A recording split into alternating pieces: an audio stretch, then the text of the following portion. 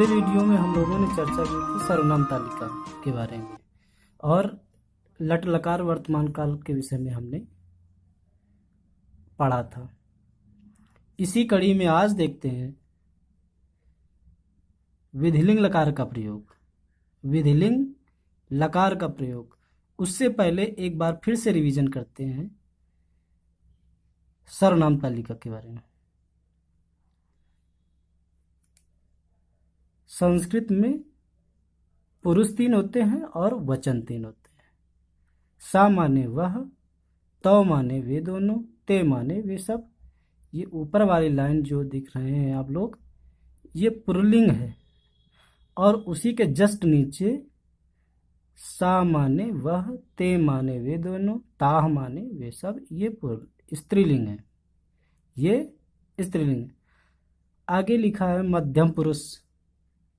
त्वम माने तुम, युवा माने तुम दोनों, यूयम माने तुम सब। उत्तम पुरुष अहम माने मैं, आवाम माने हम दोनों, वयम माने हम सब। विधिलिंग लकार का प्रयोग चाहिए के अर्थ में होता है। विधिलिंग लकार का प्रयोग चाहिए के अर्थ में होता है। प्रथम पुरुष में रूप बनता है पठेत, पठेताम, पठेयुः। मध्यम पुरुष में रूप बनता है पठे, पठेतम, पठेत।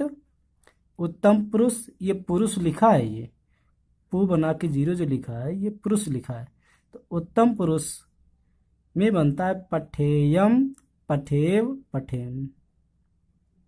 पठेत, पठेताम, पठेयुः, पठे, पठेतम, पठेत, पठेयम, पठेव, पठेम। अनुवाद करने का पहला नियम है कर्ता जिस पुरुष जिस वचन का होता है, क्रिया भी उसी पुरुष, उसी वचन, उसी पुरुष, उसी वचन की होती है। अब जैसे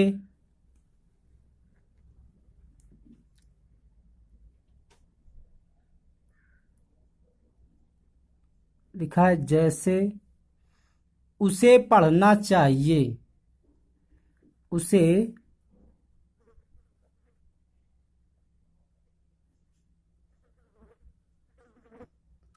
पढ़ना चाहिए।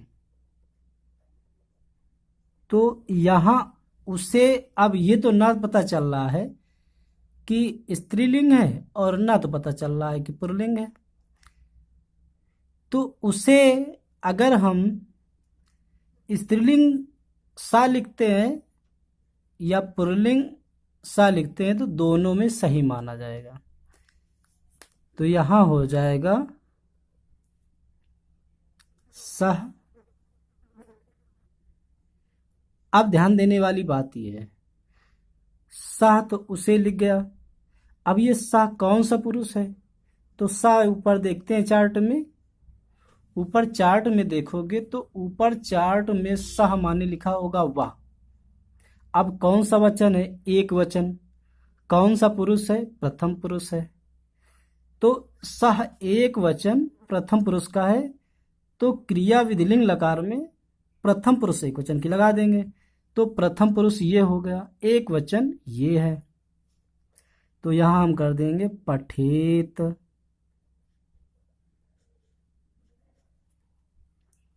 उसे पढ़ना चाहिए, ऐसा भी लिख सकते हो, सा पठेत,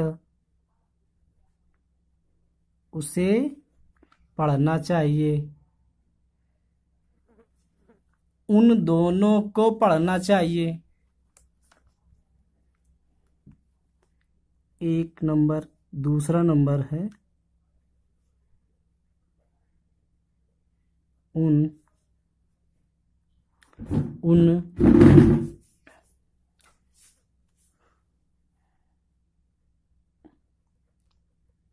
दोनों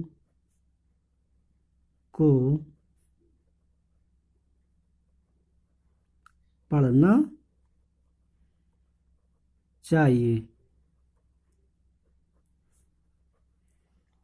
तो यहां वे दोनों या उन दोनों, वे दोनों को पढ़ना चाहिए या उन दोनों को पढ़ना चाहिए।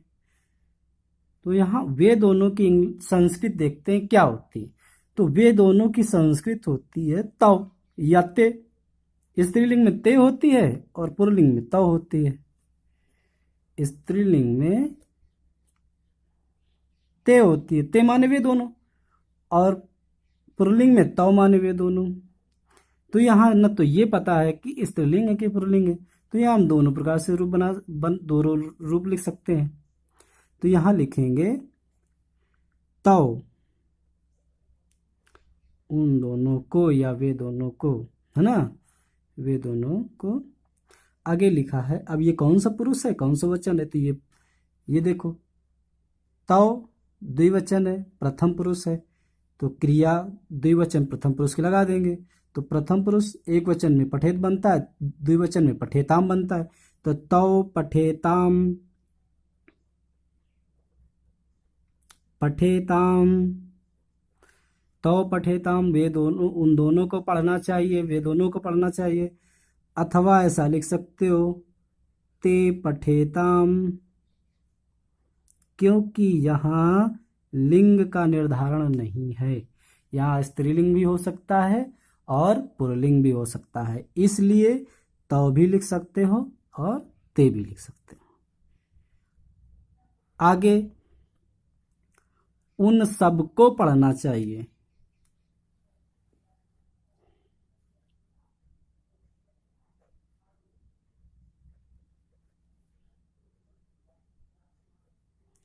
उन सब को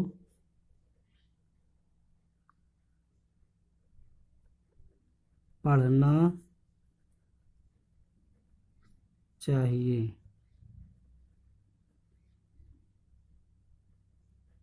उन सबको पढ़ना चाहिए। तो उन सब या वे सब की संस्कृत पुल्लिंग में होती है ते, पुल्लिंग में होती है ते, और स्त्रीलिंग में होती है ता, ताह, स्त्रीलिंग में होती है ताह। तो यहाँ भी लिंग का निर्धारण नहीं है, तो हम चाहे ते लिखें और चाहे ताह लिखें। तो लिखेंगे ते, ते माने वे सब या उन सबको।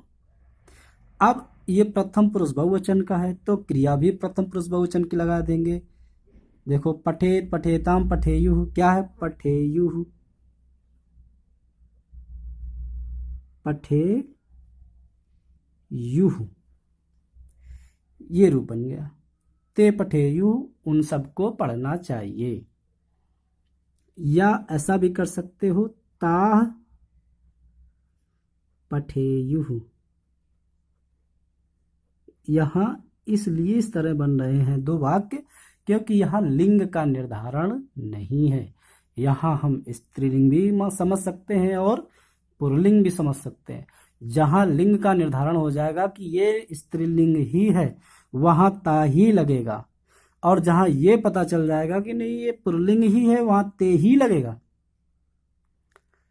अब आगे बात करते हैं मध्यम पुरुष की। मध्यम पुरुष सामने वाले को समझते हैं, यानी तुमको, तुम मध्यम पुरुष होता है। तो तुमको पढ़ना चाहिए, जैसे कह दिया जाए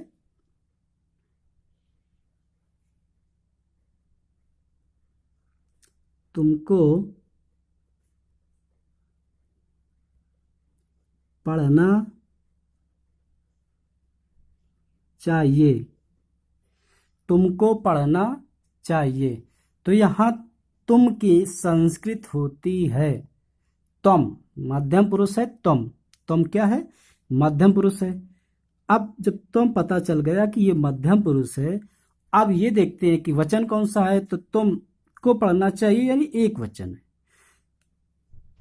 तुम माने तुम। अब तुम एक वचन है, कौन सा पुरुष है मध्यम पुरुष है। मध्यम पुरुष एक वचन है, तो क्रिया भी मध्यम पुरुष एक वचन की लगा दो। तो क्रिया मध्यम पुरुष एक वचन की लगा दो, जैसे लिखोगे तुम, लिखोगे तुम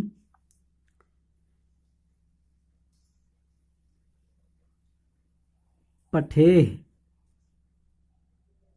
तुम पठे, ये मध्यम पुरुष एक वचन की क्रिया है। अब यही कह दिया जाए तुम दोनों को पढ़ना चाहिए, है ना। यहीं अगर ये कह दिया जाए कि तुम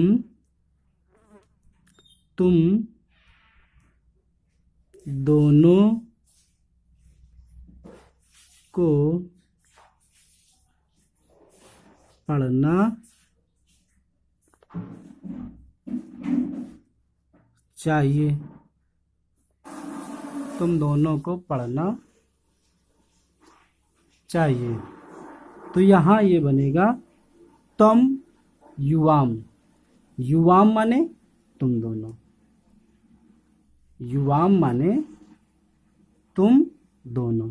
कौन सा पुरुष है? मध्यम पुरुष है। कौन सा वचन है? द्विवचन है। कौन सा वचन है? द्विवचन है। मध्यम पुरुष, मध्यम पुरुष द्विवचन, है ना। तो यहाँ क्रिया भी मध्यम पुरुष द्विवचन की लगा दो, तो यहाँ हो जाएगा युवाम पठेतम, युवाम पठेतम, तुम दोनों को पढ़ना चाहिए। इसी तरह तुम सबको पढ़ना चाहिए,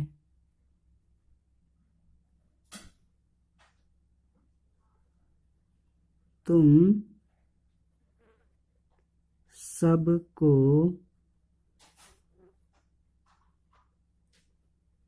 पढ़ना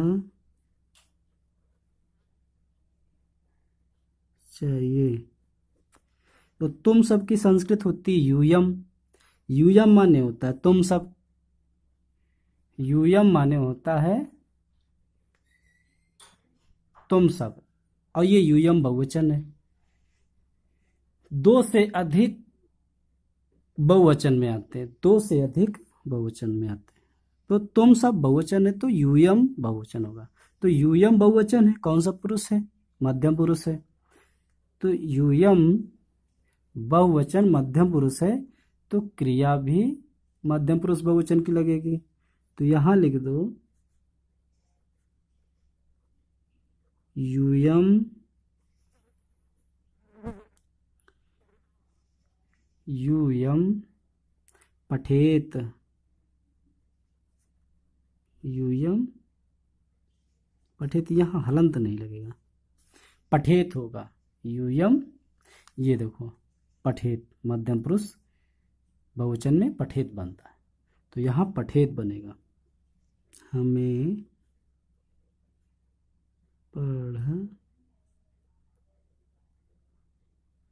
पढ़ना चाहिए। अहम माने होता है मैं या हम, तो यहाँ हो जाएगा अहम। अहम अपने आप को हमेशा उत्तम पुरुष मानते हैं, उत्तम उत्तम मानते हैं, तो उत्तम पुरुष में अपनी गिनती करते हैं। तो हमें पढ़ना चाहिए, हम अर्थात अहम, अहम उत्तम पुरुष है। कै वचन है? एक वचन है, तो क्रिया भी उत्तम पुरुष एक वचन की लगा दो, पठेयम पठेव पठेम, उत्तम पुरुष बनता है पठेयम पठेव पठेम। तो यहाँ हो जाएगा, यहाँ हो जाएगा पठेयम, क्या हो जाएगा? पठेयम। अगला देख लो 9 नंबर, 9 नंबर में है क्षम्यताम, यहाँ 8वां नंबर सेंटेंस नंबर होगा।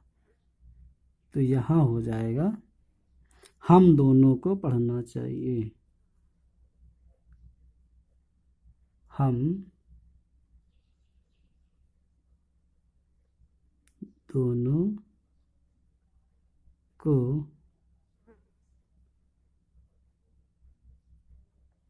पढ़ना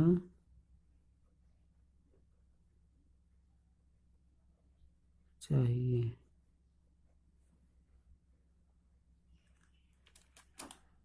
अब हम दोनों, अहम, आवाम, वयम, तो अहम एक वचन, आवाम द्विवचन, वयम बहुवचन। तो यहाँ जरा एक बार चार्ट में नज़र डाल लो, तो यहाँ देखो लिखा अहम माने मैं, आवाम माने हम दोनों, वयम माने हम सब। तो आवाम द्विवचन है और आवाम माने होता है हम दोनों। तो यहाँ संस्कृत बनेगी हम दोनों की आवाम। आगे लिख लो,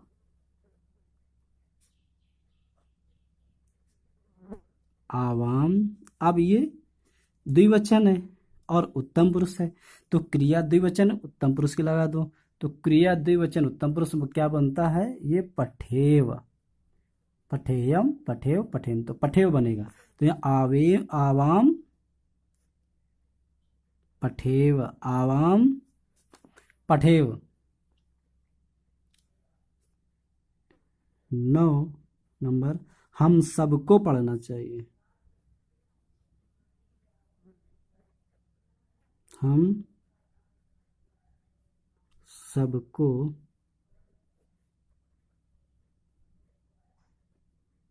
पढ़ना चाहिए। तो यहाँ हो जाएगा वयम।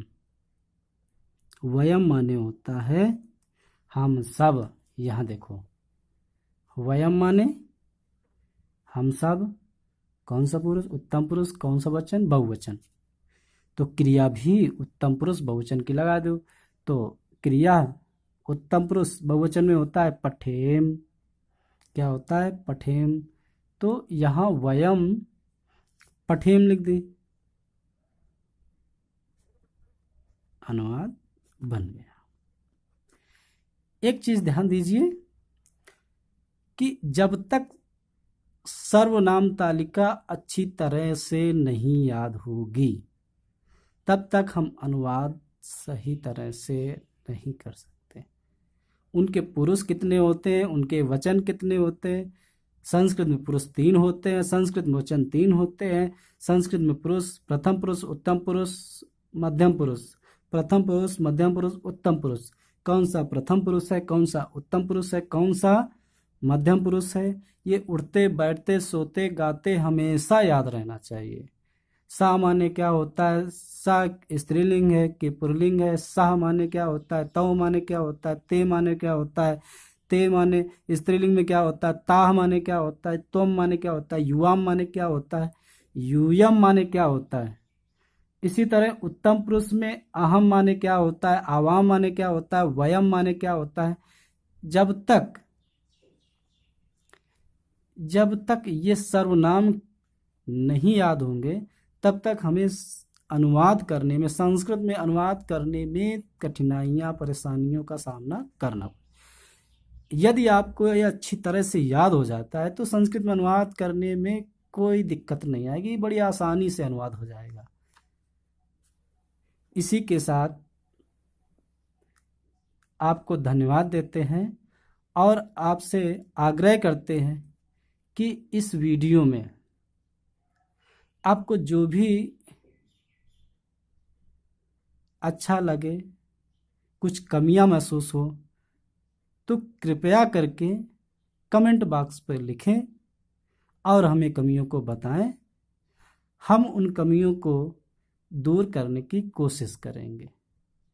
तब तक के लिए नमस्कार, धन्यवाद, जय हिंद, जय भारत।